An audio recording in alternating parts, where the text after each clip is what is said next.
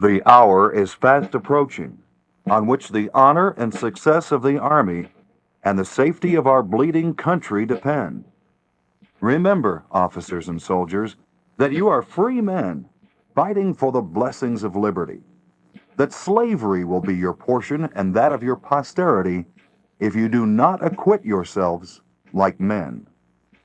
Within days of being read George Washington's General Orders of August 23, 1776, Private Joseph Plumb Martin, a mere lad of 15 years of age, would find himself fighting for those blessings of liberty.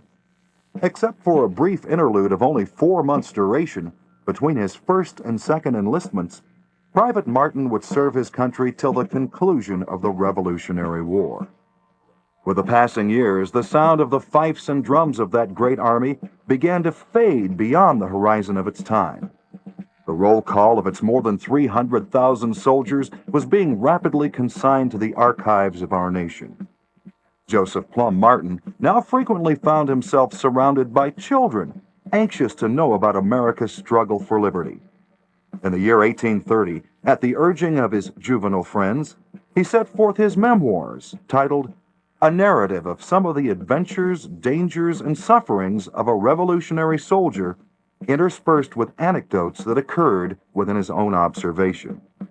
Following the publication of his memoirs, Mr. Martin was a celebrity at least within the pale of his own neighborhood of Prospect, Maine. In September of 1836, the militia, while passing through the town on their way to Buckstown, Maine, stopped by this old veteran's house to pay him a salute. If we hurry, we can join in on the tribute.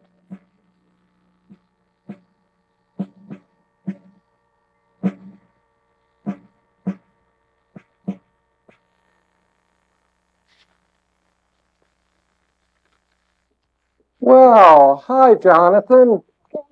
Hi, Sarah. Hi, Grandpa. What a nice surprise. Well, I must say you picked a good time to drop by. For today, September 3, 1836, is a great day in my life. The militia is marching to the house to pay me a visit. Now, I can't tell whether the honor's because of my book here, a narrative of some of the adventures, dangers, and sufferings of a revolutionary soldier, interspersed with anecdotes that occurred within my own observation. Of course, I wrote that in the year 1830. On the other hand, maybe the militia is stopping by to pay me a visit because of my age. You know, there are not too many Revolutionary War veterans left anymore, and at my age, I'm about to graduate from the status of being an old vet to that of a war relic. So in honor of their visit, I'm putting on my old uniform. It's kind of a return salute from the boys of 76. And perhaps it'll make the band play it a little louder, too. Neighbors will like that. You know, before the militia arrives, let me tell you something about those Revolutionary War days. And, well, if you don't mind, your old grandpop would like to throw in a poem or two along the way. With some modesty, I fancy myself a poet. My story, I should say adventure, began in Milford, Connecticut in the year 1776. During that winter, by listening to the conversations and disputes of the good old farmer politicians of the time, I collected a pretty correct idea of the nature of the dispute between this country and mother country, as it was then called. I thought I was as warm a patriot as the best of them.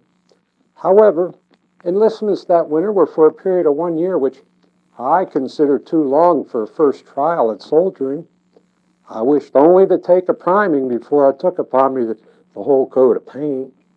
But in June of 1776, they offered a 6-month enlistment for soldiers to be sent to New York. So I hurried down to enlist. Now, well, there I sat with the enlisting orders laid in front of me, and with a degree of trepidation, I took up the pen and loaded it with the fatal charge, and I made several mimic imitations of writing my name, but taking special care not to touch the paper with the pen. Well, behind me stood this sergeant, kind of leaning over my shoulder, and he gave my hand a stroke which caused the pen to leave a woeful scratch upon the paper. He then let go with a hearty laugh, and he congratulated me for signing up. I was 15 years old and about to go off to war. Within days, I found myself on board a sloop bound for New York. Now, that trip was leisurely and pleasant. It was the long, harrowing walk home that I'll never forget. At Uncle Joe's, I lived at ease, had cider and good bread and cheese. But while I stayed at Uncle Sam's, I'd naught to eat but faith and clams. Well, whatever training I received to be a soldier, and it wasn't much, took place during that summer in New York. Meanwhile, on nearby Staten Island, the British were amassing 25,000 troops. On August 27th, our regiments were ordered to assemble as the British had invaded Long Island. I was about to see my first action. Well, that is, if you don't count a previous assault upon a wine cellar across the street from my quarters. But on this occasion, I had a disagreeable feeling as, well, I was pretty well assured I'd have to snuff a little gunpowder. Before embarking on a ferry that would carry us across the river to Brooklyn, I loaded up on sea bread. Why, it was nearly hard enough for musket flints, or, well, at the very least, could break a rat's tooth. Well, shortly after my arrival in Brooklyn, I came upon a sight that I was not acquainted with. Soldiers, some with broken arms and some with broken legs and, well, some with broken heads. It was the vanguard of our retreating army. I won't go into the details of the battle, except to tell you it was a disaster. Why, the biggest skirmish our company got into took place in the middle of a field of Indian corn. We weren't fighting the British for territory. We were just starving and wanted something to eat. I was about to learn that hunger would be my constant companion throughout the war. Well, miraculously, most of the army was able to be ferried back to Manhattan. Now, we had a chain of sentinels along the river on the east side of Manhattan, and at intervals of every half hour, why, they would call out to one another, "All is well! All is well!" Well, on this one occasion, we got a reply from a sailor out there on board one of them British ships, and he hollered back, "We'll alter your tune before tomorrow night." And they were as good as their word for once. The next day, September 15th, while the British invaded Manhattan at Kips Bay, about a third of the way up the island, once again the rout was on. But fortunately, the British didn't cut across the whole island, so the army was able to make its escape north. Fighting was real heavy, and I got separated from my unit. Well, I can remember trying to catch up with some soldiers just ahead of me, only to discover as I got closer that it was the enemy. Well, I made my escape by hiding out in a marshy and reedy area, but they searched for me, and they got close enough that I could see the buttons on their coats. Well, later that night, I caught up with my regiment, but the next day, the enemy, as expected, followed us hard up. They were advancing across a level field. We had concealed ourselves in a deep gully overgrown with bushes. When they got within range, why, we surprised them, and we poured volley after volley into them. All the fighting was intense. You know, how many of the enemy were killed or wounded could never be determined because, well, the British were always as careful as Indians to conceal their losses. A circumstance occurred on the evening after this incident which, although trifling in nature, instilled in your old grandpa feelings that you'll never forget. When we came off the field, we had carried away a man who had been shot dead on the spot. After we refreshed ourselves, we commenced to bury him. We were proceeding in the dusk of the evening to commit the poor man, then far from relatives and friends, to the bosom of Mother Earth. Just as we had laid him in the ground in as decent posture as circumstances would admit, there came from a nearby house two young ladies who appeared to be sisters. As they approached the grave, why, the soldiers immediately made way for them with those feelings of respect which beauty and modesty combined seldom fail to produce, more especially in this instance when accompanied by piety. As they approached the grave, they stopped and, with their arms around each other's necks, they stooped forward and looked into it, and They asked if we were going to put the earth upon his naked face.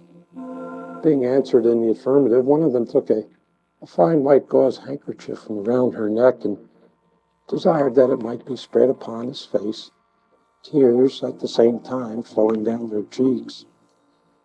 After the grave was filled up, the ladies left in the same manner in which they came. Although the soldier had no acquaintances present, for there were none at the burial who knew him, yet he had mourners, and females too, worthy young ladies. Such a sight as those ladies presented at that time and on that occasion was worthy of, and no doubt received the attention of angels. Well, we had remained in the same area pretty much during the month of October without anything material transpiring excepting starvation, and well, that had by this time become quite a secondary matter. Hard duty and nakedness were considered the prime evil. We had lost all our clothing in the Kips Bay affair. The weather now began to be cool, especially the nights.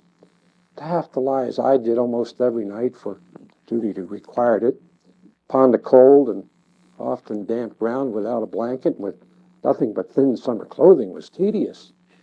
I have often upon guard duty laid upon the ground until the upper part of my body smarted from the cold, and then I turned that part down to the place warmed by my body and let the other side have its turn at smarting. Or perhaps it would rain all night, like a flood. All we could do in that case was to take our muskets in our arms and place lock between your legs and weather it out. Well, at the end of October, we marched for White Plains.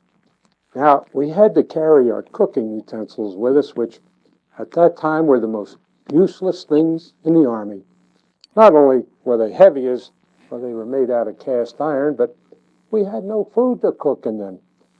I was so beat out with hunger and fatigue that I could hardly move one foot in front of the other. I was so mad that I kicked that iron kettle down a hill, and, well, I never saw it again. There was another battle at White Plains, and while it wasn't a victory, at least it wasn't a rout either. After the battle, the British headed into New Jersey, and my unit headed north. In less than 2 months, the Grandpop would be discharged and would complete his long march home. In April of 1777, as the weather warmed, the young men began to enlist. Enlistments were for a period of 3 years or for the duration of the war. The general opinion of the people was that the war wouldn't last more than 3 years. Now, what reason they had for such conjecture, I could never understand, but so it was. I signed on again. Within days, our regiment drew its arms and equipment. Uncle Sam was always careful to supply us with these articles, even if he couldn't give us anything to eat, drink, or wear. When troubles fall within your dish and things don't tally with your wish, it's just as well to laugh as cry, to sing and joke as moan and sigh. For a pound of sorrow never yet canceled a single ounce of debt. The tour of duty started off agreeably enough as we were sent to the Peekskill on the Hudson. However, by mid-September, we were ordered to join the main unit of the Continental Army in Pennsylvania. We arrived in time for the Battle of Germantown on October 4th, 1777. The battle was proceeding agreeably enough, and the British were in retreat. However, some of the men unwisely called out that their ammunition was spent. Unfortunately, this remark was overheard by the British. Well, the tide of battle quickly turned, and was wherever the natural was of smoke, and of about as much consequence. Time thus passed. But on the 19th of April, we had general orders read to us which convinced even the most skeptical that the war was indeed over. We had won the prize that we had been contending for through 8 tedious years. But the soldiers said but little or nothing about it. Their chief thoughts were more closely fixed upon their situation as it respected the figure they were to exhibit upon leaving the Army and becoming citizens. Most of the soldiers had not a cent to their name.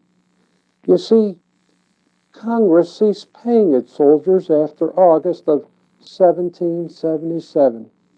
By that time, the $6.67 in a month's pay in continental currency would not even procure a man a dinner. The government was ashamed to tantalize the soldiers anymore with such trash and wisely gave it up for its own credit. So always remember, the continental soldier often served his country without pay. And this, too, was part of our suffering. Well, in spite of everything, the soldiers saved our country, and now, most fortunately, some soldiers are about to save your day. I think I hear the militia marching just down the road. Let an old soldier bring one story to his mind, and another story always steps up and asks for admittance. So your grandpa begs one last indulgence before the militia arrives, and I will trespass on your time no longer. Through much fatigue and many dangers past, the war-worn soldiers braved their way at last. The day that I had been eagerly awaiting had finally arrived. It was on June 11th, 1783, that my captain came into our room. His hands were full of papers, which he soon gave us. However, they were furloughs, and not exactly the discharges we were looking for. What we got was permission to return home. If the Army needed us again, then we had to return. I never did get discharged, and I never went back. I hope I'm not AWOL, but I have to confess that the happiness that I should experience upon such a day as this was not realized. I can assure you that there was as much sorrow as joy transfused upon the occasion. For we had all lived together as a family of brothers for several years, putting aside some little family squabbles like most families. We had shared with each other the hardships, dangers, and sufferings incident to a soldier's life. We had sympathized with each other in trouble or sickness, or had assisted in bearing each other's burdens by counsel and advice. We had endeavored to conceal each other's faults, or try to make them appear in as good a light as they would bear. In short, the soldiery, each in their particular circle of acquaintance, were as strict a band of brotherhood as Masons, and, I believe, as faithful to each other. And now we were to be, the greater part of us, parted forever, as unconditionally separated as though the grave lay between us. We were young men and had warm hearts. I question if there was a corps in the Army that parted with more regret than ours did. It was a serious.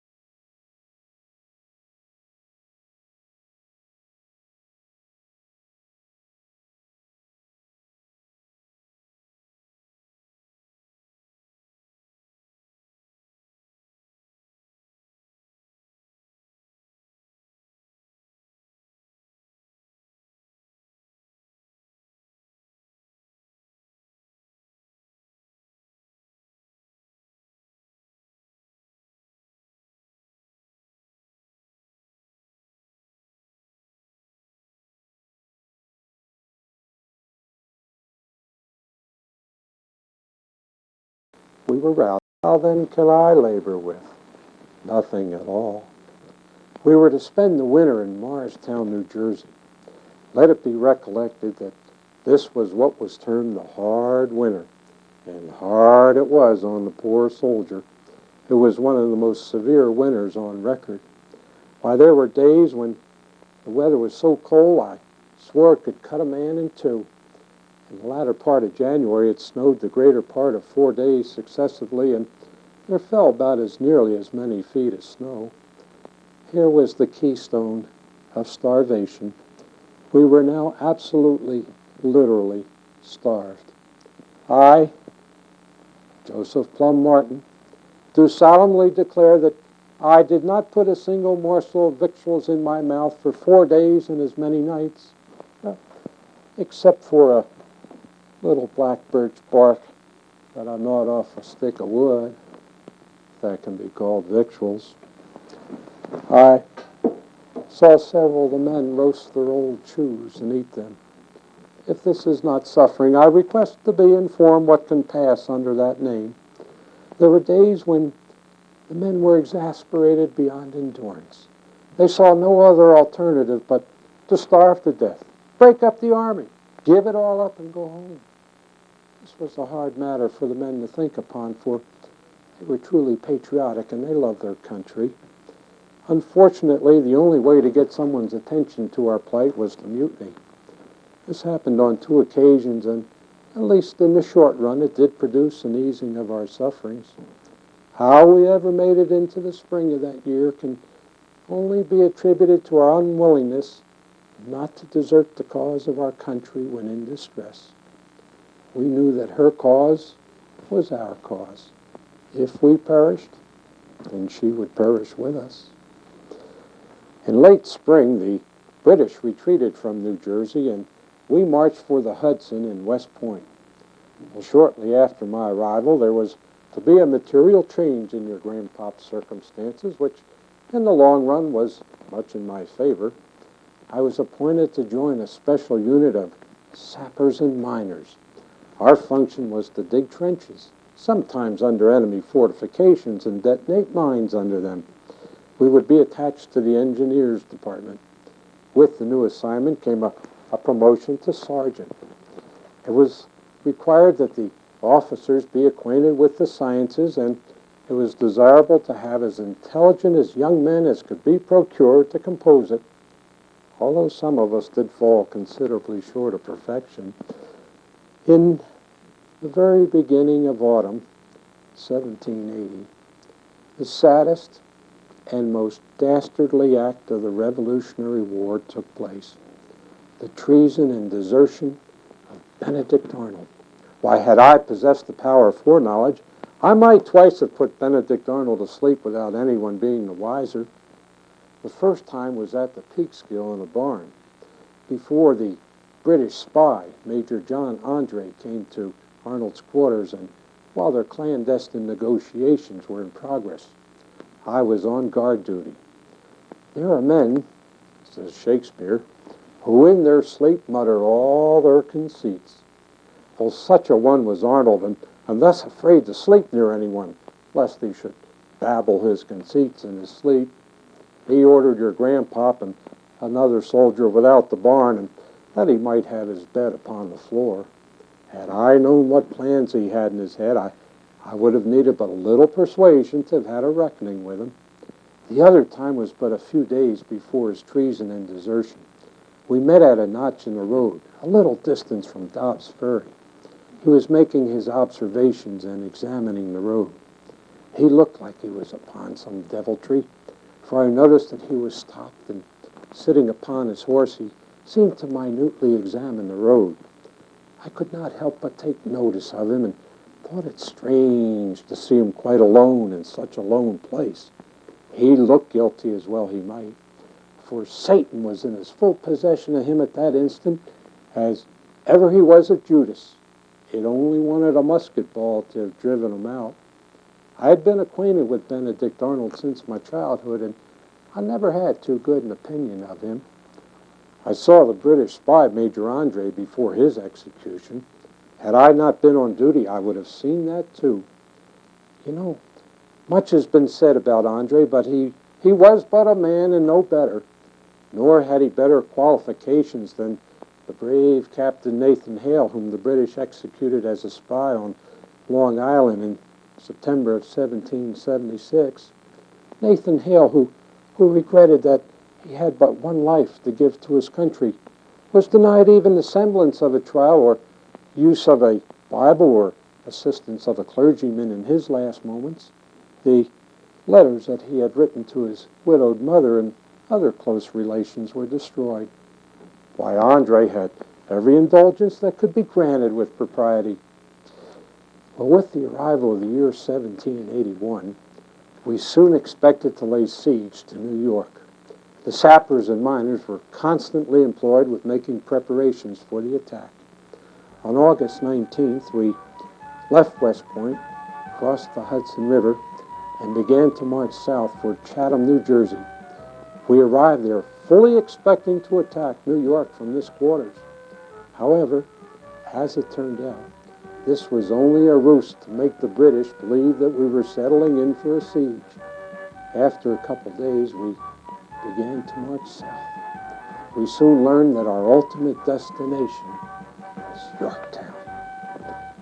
I saw the plundering British bands invade the fair Virginian lands. I saw great Washington advance with Americans and troops of France. I saw the haughty Britons yield and stack their muskets on the field. It was a very dark and rainy night. We had not progressed very far into our work when the engineers ordered us to remain where we were while they rode off somewhere. I can remember feeling jealous for my safety, being alone and without arms and within 40 rods of the British troops. Shortly after their departure, there came a man alone unto us wearing a surtout or long coat. He inquired for the engineers, and he talked familiarly with us for a few moments. Well, after being informed which way the officers had gone, he rode off in the same direction after strictly charging us, in case we should be taken prisoners, not to discover to the enemy what troops we were. Well, we obliged him for his kind advice, but we considered ourselves as standing in no great need of it, for we knew as well as he did that sappers and miners receive no quarters or mercy, or at least are entitled to none under the rules of warfare, and therefore should take care, if taken prisoners and the enemy did not discover who we were, not to betray our own secret. Well, shortly thereafter, the engineers returned with the aforementioned stranger with them. The stranger, as we were about to learn, was George Washington. Well, since it was raining very hard that night, the men were ordered back to their tents for the evening. But on the next night, October 6th, we were ordered out to the same lines where we had been the night before. We stood by with our entrenching tools while George Washington struck a few blows with a pickaxe. A mere ceremony that it might be said that General Washington, with his own hands, first broke ground for the siege of Yorktown. Well, he left plenty of work for us to do. By October 9th, there were a sufficient number of batteries completed and trenches dug to commence the battle. I was in the trenches that day. We anxiously awaited the hoisting of the American flag, which was to be the signal to commence the firing of the cannons. All were upon tiptoe of expectation and impatience to see the signal given. About noon, the much wished-for signal went up, followed by the flash and booms of cannons from around the battlefield. I confess I felt a secret pride swell my heart when I saw the Star-Spangled Banner waving majestically in the very faces of our implacable adversaries. It appeared like an omen of success to our enterprise, and well, so it was. A few days into the battle, the sappers and miners were ordered out to lead a major assault upon one of the enemy's strongholds. Our function was to proceed in front of the troops and chop a passage through the abattis, which consisted of the tops of trees and branches and slanted wooden spikes. For this job, we would be furnished axes. Once we cut our way through the defenses, why, The rest of the army would rush through and do the actual fighting. A watchword for the operation was Rochambeau, which was the name of the commander of the French forces. And it was a good watchword, for when Rochambeau is pronounced quickly, it begins to sound like "Rush on, boys," which is just what we were waiting to do. At nightfall, we assembled in the trenches and we awaited for the signal to be given to commence the attack. It finally came with the firing of 3 shells in the air, followed by their fiery trains mounting the air in quick succession. The words "up, up, up" were repeated throughout the detachment, and we were on our way. The enemy didn't discover us until we reached their defenses, and then they opened a sharp gunfire upon us. Well, we were now at a place where many of our large shells had burst in the ground, making holes sufficient to bury an ox in them. The men, having their eyes fixed on what was transacting in front of them, were now and again falling into these holes. I thought the enemy was killing us off at a great rate. But then, one of the holes happening to pick up your grandpop, I discovered the mystery of our slaughter. Well, we reached their defenses and we chopped our way through and we hollered, "Rush on, boys, and rush on, and through they did. The enemy's position was taken and all was quiet within a short order. Well, the bombardment continued on for several days, and after Lord Cornwallis found he couldn't escape, why, he called for cessation of hostilities. That was on October 17, 1781. The next day we had learned that the British had surrendered and the siege had ended. The next day, we were ordered to put ourselves in as good an order as circumstances would admit. After breakfast, on the 19th, we were marched onto the ground and paraded on the right-hand side of the road with the French forces on the left. We had to wait nearly 2 to 3 hours for the British to make their appearance. I can assure you they were not always so dilatory, but they were compelled, by necessity, to finally appear, all armed, bayonets fixed, drums beating, and faces lengthening. They were led by General Charles O'Hara with the American General Benjamin Lincoln on their right, the Americans and French beating a march as they passed between them. It was a noble sight to us, and all the more so since it seemed to promise a speedy end to the war. The British paid the Americans seemingly but little attention as they marched by, but they eyed the French with considerable malice as depicted on their countenances. But they marched to the place appointed and did what we had all come to see, the stacking of their arms. Well, they marched out into the town in the same manner in which they came. The prisoners would be sent out into the countryside, and we eventually marched back for the Hudson and West Point. Yorktown would be the last major battle of the Revolutionary War. However, the British would remain well entrenched in New York City till the conclusion of the peace treaty. All we could do was wait and pass the time. When we see the end of strife and war and gain what we contended for, remember that our thanks are due to Him whose mercy brings us through. There was a great chain that barred the Hudson River at West Point. It had been regularly taken up every autumn and put down every spring ever since it had been in use. The soldiers used to denominate it as General Washington's watch chain. However, in the spring of 1783, we heard nothing about the chain being put down. While this appeared to be a good sign, one could not be sure. The political atmosphere at the time was as full of rumor wherever the natural was of smoke, and of about as much consequence. Time thus passed. But on the 19th of April, we had general orders read to us which convinced even the most skeptical that the war was indeed over. We had won the prize that we had been contending for through 8 tedious years. But the soldiers said but little or nothing about it. Their chief thoughts were more closely fixed upon their situation as it respected the figure they were to exhibit upon leaving the Army and becoming citizens. Most of the soldiers had not a cent to their name. You see, Congress ceased paying its soldiers after August of 1777. By that time, the $6.67 in a month's pay in continental currency would not even procure a man a dinner. The government was ashamed to tantalize the soldiers anymore with such trash and wisely gave it up for its own credit. So always remember, the continental soldier often served his country without pay. And this, too, was part of our suffering. Well, in spite of everything, the soldiers saved our country, and now, most fortunately, some soldiers are about to save your day. I think I hear the militia marching just down the road. Let an old soldier bring one story to his mind, and another story always steps up and asks for admittance.